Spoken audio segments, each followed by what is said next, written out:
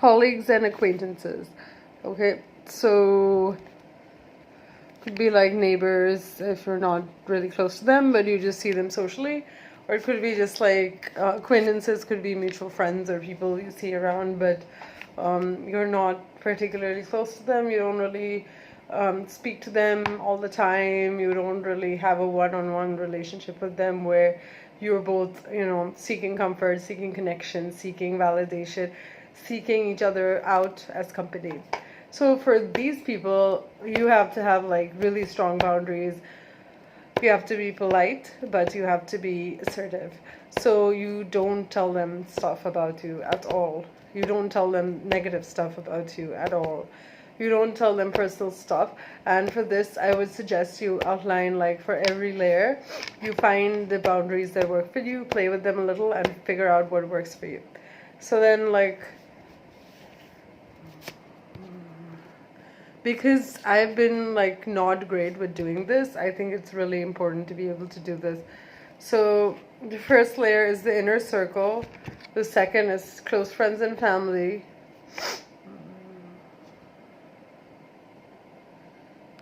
And then the third is colleagues, acquaintances, neighbors. And the fourth is strangers. So for people who struggle with boundaries, I would suggest that identify like which people in your life fall in which category, and for them to move closer to you, they have to show, you have to figure out that they have like these things that are important to you.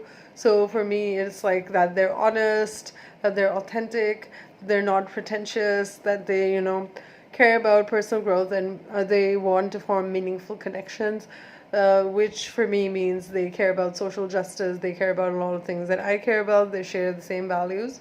So for someone to move from one layer inward to another layer, they would really have to, be really, really.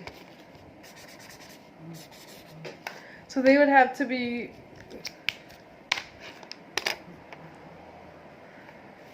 So I don't know if you can see this. I'll just put up a better diagram later, but like I've labeled the first and the second and then the third and then the fourth. So the first is the inner circle of the closest friends and family.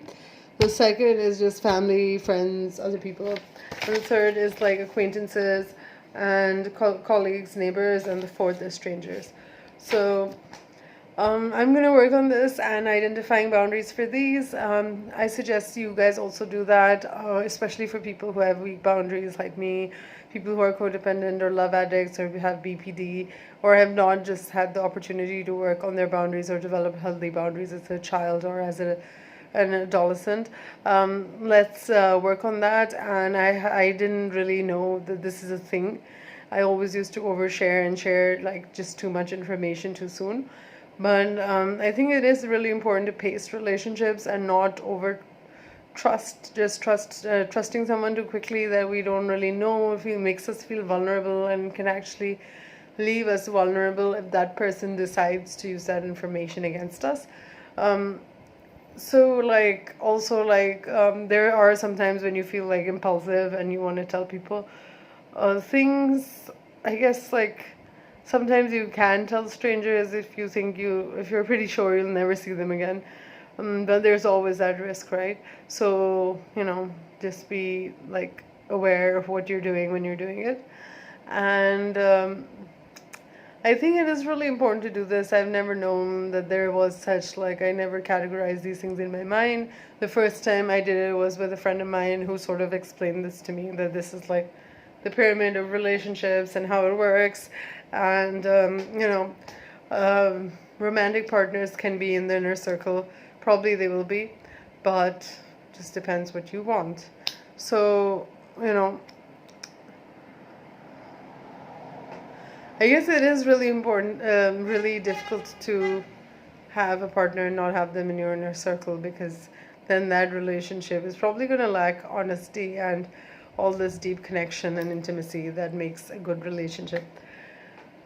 But just be aware, be careful, make these divisions in your life, try to be like as consistent about observing them initially, and then later you'll become good at it on your own.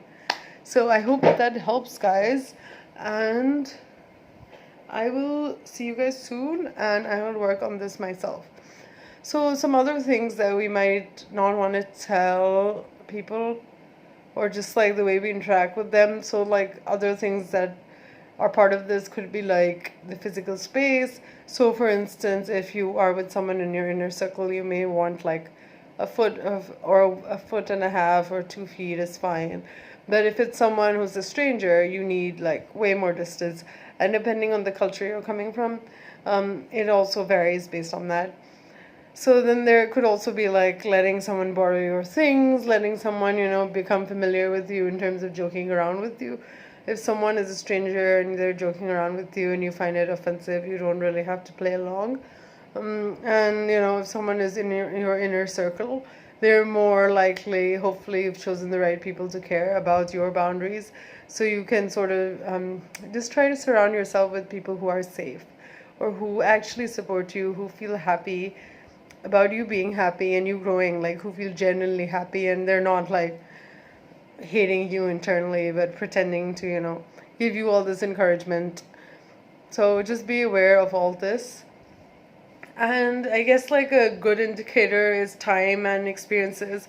So once you know someone over a longer period of time, there's usually like more trust you have in them, and that trust has been developed and earned over a long period of time. So I hope that helps, and I will see you guys later.